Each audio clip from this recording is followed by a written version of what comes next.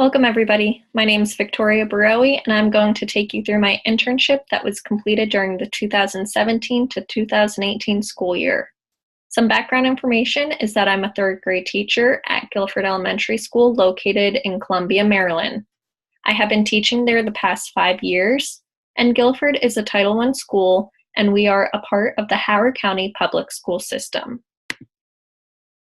My journey began in spring of 2017 when I was taking ET 680. We were encouraged to think of a vision for our school, and I decided that I wanted Guilford Elementary School staff to successfully implement Canvas in the classroom to better collaborate with parents and students. Canvas is used at a middle and high school level, but it's not really used at the elementary school level, so I wanted to figure out how we could get students using it because I'm friends with many middle school teachers, and they tell me that when they come up, they don't know what to do or how to use it. So I was thinking, how can we get the staff to be comfortable in using it? Because if I don't know how to use it, then how will the students know how to use it? Over the summer, I started second guessing what I wanted to do. I started asking myself, well, is Canvas even going to be around in 5 years? We change systems all the time. And what if it's not even here? Then I feel like my internship was wasted. On top of it, do elementary school teachers really need to know the different features, or do they just need to know a couple of the main ones? And then finally, would it benefit the students? Maybe in intermediate grades it would, but I'm not sure if it would in primary grades. So I started panicking. This isn't working. What can I do in my school? And I was thinking and thinking and thinking, and I realized that, okay, well, we have one-to-one devices. Is there something I can do with that?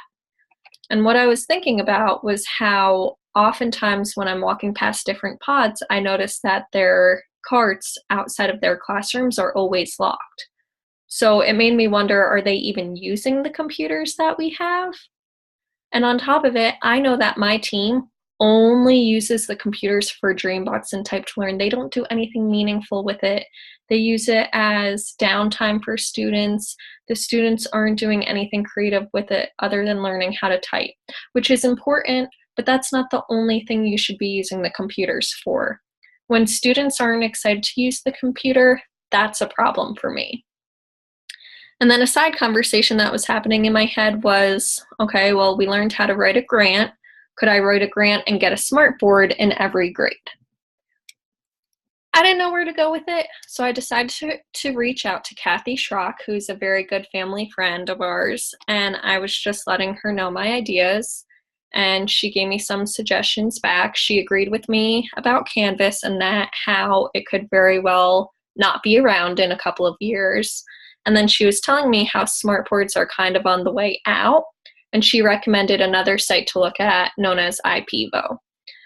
She acknowledged that concentrating on different apps and tools and building workshops around that would probably be the best thing for me at this time, and she even gave me some different resources, including the online tools that she has on her website. So it made me feel a little bit more confident and comfortable that, my thoughts were recognized and acknowledged, and that doing workshops on using computers in a meaningful way would be the way to go. So with that, I created a new vision, and my proposal was that Guilford Elementary School staff would successfully implement one-to-one computers in the classroom to engage students and foster a community of collaboration through the use of online tools.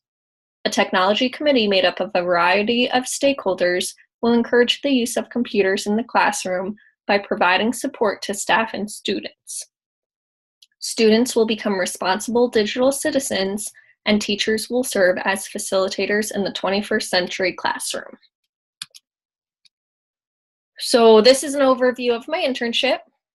It started in September and it ended in June, which is right now, and I am talking to you about it. So this is just the overview of the different dates that I met with people, and I'm going to go into detail about the different months. So starting with September, I met with my principal, Jonathan Davis, and I told him about my vision, and he agreed and gave me approval to move forward with it. So from there, I decided to create a form through Google to learn more about the experience staff have had with technology in the classroom, and just to get the staff excited about what I have, I decided to give away a $10 gift card to Target for one winner to thank them for their time for filling out the Google form. So towards the end of September, I presented all of this information to the staff. I told them about my master's program, about my internship, and most importantly, about the vision that I had for the school, and I asked that they filled out the Google form. So here are some questions that I asked in the form. How often do you use computers? What prevents you from using computers more than you already are? If we were to meet, what time? What topics would you want to learn about? Do you need assistance, guidance in other areas? Would you want to co-teach? Would you want to become a member of a technology committee? And then I thanked them for their time.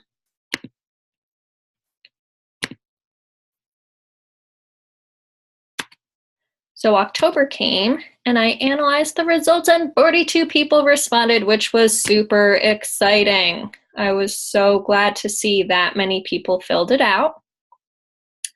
Looking at the responses, teachers really, the majority are using computers 2 to 3 times a week. I want to get that up to 4 to 5. And then they indicated why they don't use it is because of time, they don't know resources to use, and they don't know how to incorporate it. So the majority of teachers wanted to meet from 8:30 to 9 o'clock in the morning if I held different sessions. And then topics that they were interested in: tracking data online, online collaboration, Google, Canvas, providing choice. And then I was asking who would want to be a part of the technology committee, and 6 people responded saying that they would want to be a part of the committee. So that was exciting. So I sent a follow-up email just thanking everyone because I know it took time out of their day, and I acknowledged who the winner of the gift card was. And then shortly after, I sent an email to the people who said they wanted to be a part of the technology committee. 6 people said they wanted to be a part of the committee, but then 3 ended up joining, which I was very glad to see that people wanted to participate with me and help me think of different resources to present to staff. So accomplishments at the first meeting was that we met with the librarian to discuss Mac and VIA. Mac and VIA wasn't at the top of what teachers indicated they wanted to learn about, but the librarian has wanted to talk about it for a very long time, but hasn't ever had the time to do it. And teachers don't really know what Mac and VIA is. So she was showing us it, and it's a super, super cool tool. And we decided to think about what we wanted to present to the teachers, so how they can find ebooks and databases and different links on it. And so the technology committee created a flyer, which you can see over here through Pictochart. And then we placed them in every single staff member's mailbox. And then we also created a sheet for teachers to fill out during the planning period and an evaluation that they would fill out. So during the session, we briefly showed them how to use Mac and VIA, the different features of it, and how to access it. But the majority of the time was them finding different books that they could use in their classroom with their students. I had people who weren't able to attend the session but really wanted to see what it was all about, and I ended up doing a flip classroom for this. I called it a flip staff room, where I recorded a video of the different features and how to access it from their computer, and I just blasted this out to all the staff so that they could see what Mac and VIA was about. So 13 staff members ended up attending, and that does not include the 3 technology committee members or the librarian. And overall, they loved the tool, which was really exciting. Something I noticed was that there were a lot of intermediate teachers who attended.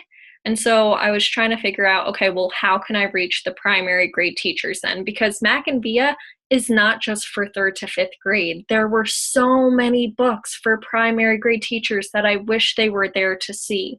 I'm hoping they watched the video and realized how great the tool is, because I definitely think it could apply in their classroom. I know one primary grade teacher did, and I hope she spread the word to the rest. So November, we decided to focus on Canvas, and the technology committee decided we should look at posting announcements and creating discussions, because we feel as though that's appropriate for elementary school. So we created a flyer and placed it in the mailbox. And again, we used PictoChart. This was the flyer we made. And then during the actual meeting, we modeled how to post. It was more of an I do, we do, you do. So we showed how to access Canvas and post the announcement, and then teachers did their own discussions and announcements. So 5 teachers attended, as well as the principal. And then there were 8 teachers who contacted me asking if I could do a private session with them. November was when report cards were due, so a lot of people were panicking. I think they ended up being due that day, which is why attendance was low. So I met with the 8 teachers privately and just showed them quickly how to do it. And what I noticed was that both intermediate and primary grades were in attendance, so that was exciting to see that I could bring in the primary grade teachers. December, I wanted to keep light. The holidays, it's very chaotic and crazy, so I decided to showcase IPEVO. Kathy was able to get me in contact with Nathan from IPEVO, and he sent me 4 products to try in my classroom, and he told me I could keep them as long as I give shout outs and show it off to the staff. So I created a video showing how I use IPEVO in my classroom, and in case you haven't seen it, I just want you to. So this boy's creating an equivalent fraction right now. Eden, how many fourths equals how many eighths?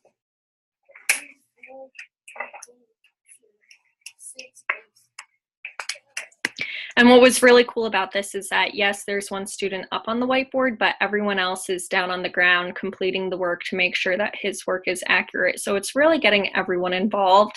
And what's cool about IPEVO is that their costs are very, very cheap, and you can take the interactive whiteboard and you can share it with teachers. So just another example. The students love this one.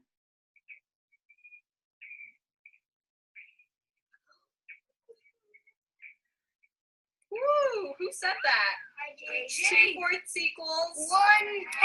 Beautiful.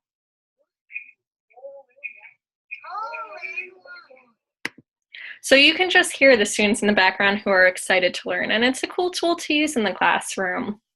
I told the teachers about Wishpool. If you haven't heard of it, go to IPEVO's site, and in the Wishpool you can enter your name and say why you would want to win whatever the object is that IPEVO is giving away.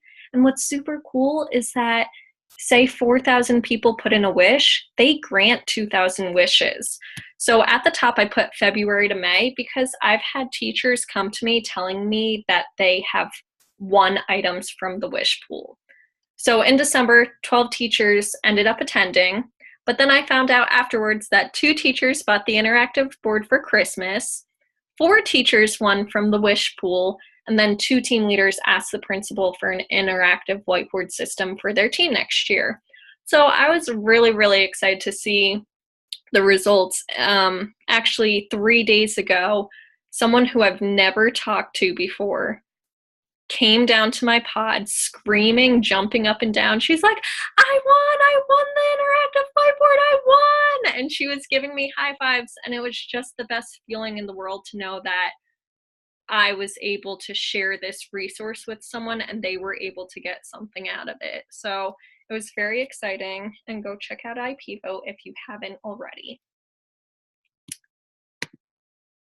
January, there was a snow day. The topic was going to be Google, and I was unable to find another date to present. So I sent out an email for private tutorials, because I think on the Google form, maybe 13 people said they wanted to learn about Google. And after I sent the email, 2 people responded saying they wanted to learn about Google Docs and Google Forms. So I met with them privately. and showed them how to use the different resources because of the snow day. And this is my dog Jax. I got that picture on the GoPro. Super cool picture.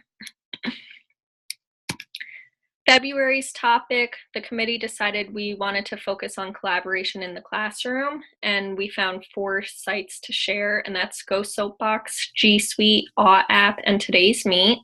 So the committee helped create flyers using PictoChart, and we placed them in staff mailboxes. And then we created questions on each of the sites that the staff had to respond to. So on Go Soapbox, we asked the question, how could you incorporate this in your own classroom? And Joanna, who's a reading support teacher, said that she would use it during her PD. And Melissa, who's a teacher, said it would build their typing stamina and improve participation, which I agree. And what's cool about Go Soapbox is that you can download the different questions into an Excel sheet. So at this session, 10 people ended up attending. And then 2 of the people were math and ELA support teachers, which I just thought was really neat to see people outside of the classroom coming to attend the meetings. Again, I noticed a lot of intermediate teachers showed up, and I'm still wondering how I can get more primary. So March came, and now time is just chaotic. We have park testing, MAP, Night of Excellence, Science Fair. Teachers love their time and don't want to give it up. So anticipating this, I decided to make it asynchronous.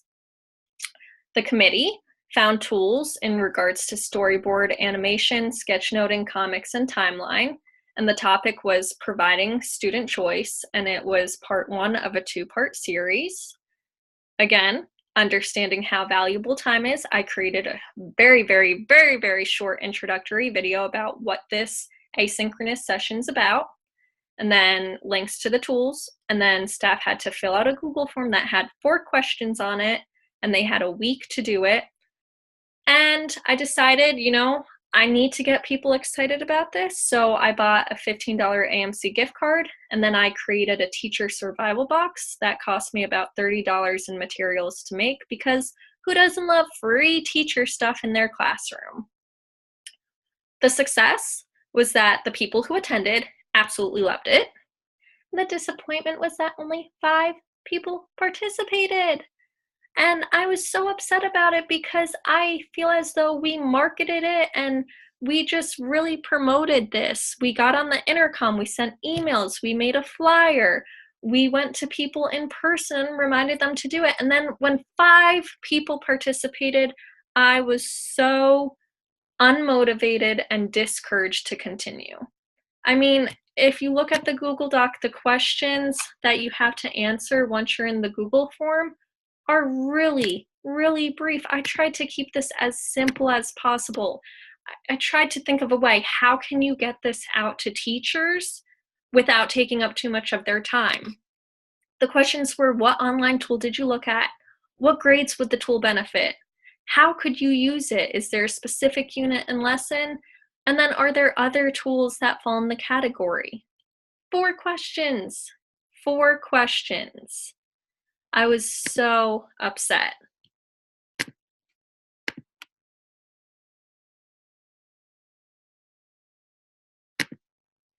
The goal after the 2-part series was that I was going to create a Google Excel sheet and compile all the data for how the teacher said it could be used and what different grades it would be used in. So that was the goal. April and May, we did part 2 of the Providing Student Choice series. And again, I made it even shorter. I took out the video. I made the Google form from 4 questions to 3 questions. And again, I raffled off a $15 AMC gift card because I wanted people to participate. I gave them a week to do this every single morning. I made an announcement on the intercom system. I sent emails every single morning. This time, 8 people responded, which was better. I still wanted more people to attend, but it's the end of the school year, and I understand how chaotic it is. I need to find the positive in it, and that is the teachers who participated were so grateful. They stopped me in the hall saying, I didn't know this was out there, and I want to thank you for finding it and giving it to me. I know a lot of teachers say it takes time to use the computer, but if you know how to use it correctly, it really doesn't take that much time. So that made me happy. For providing student choice part 2, the technology committee decided to focus on graphing and mind mapping, word clouds, artistic items, and then read, write, think interactives. And then once people filled out the Google Doc, I ended up creating an Excel sheet, and it indicates the tool, the grades it's appropriate for, and ideas on how to use it. So let's see, we have My Simple Show. Someone indicated, okay, it's only appropriate for intermediate grades. And an example is grade 4, you could do debate unit opinion writing. We have Read, Write, Think comics, which could be anywhere from pre-K to 5th, and what they suggested was a biography comic strip with captions that include their note-taking research. Biographies are completed in every single grade, so this is a great resource that teachers could be using. I blasted out the Excel sheet to all of the staff members because even if they didn't attend, I want them to see how it could be used. I want to know that they have access to it if they choose to take it upon themselves. Disappointments, again, mostly intermediate grades attended, even though we found resources that applied to primary. So that was a little upsetting. And then also it was the last session and I made a big deal about it on the intercom. And again, only 8 people attended. So my reflections, the technology committee, 3 of the most dedicated teachers, they met with me once a month to talk about what we could present and then met again that month to help the other staff members. They were so encouraging, and honestly, without them, I couldn't have done this. So I give them my thanks, so much appreciation. I couldn't have done it alone, and they kept me very encouraged throughout the whole process. The attendance, yes, it was about 7 to 10 teachers per session, which I know sounds low, but I'm going to turn it into a positive. 7 to 10 teachers represents a third of classroom teachers, so that's a pretty great start. And then it represents a fifth of instructional staff members. Thinking about how we advertised, I wouldn't change it. We did flyers, we put it in the mailboxes, we sent emails, I talked to people in person, I tried to talk to every team leader to remind their team. I was announcing on the intercom 10 minutes before a meeting was starting or reminding them about a meeting. So I think we did a great job advertising for the events. I don't think I did a great job getting primary teachers involved. I don't know how I could improve. Maybe if I try and find a way to go to their team and say, hey, can I take 5 minutes of your time to show this to you? Maybe that's the next step that I could do.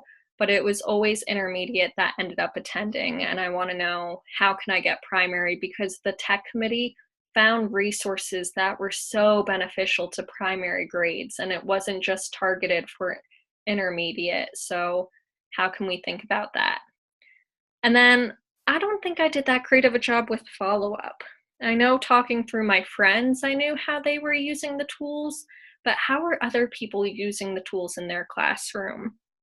I showed them how to use the tools. We found great resources for what they could use, but we don't know if they're using it, how they're using it, when they're using it.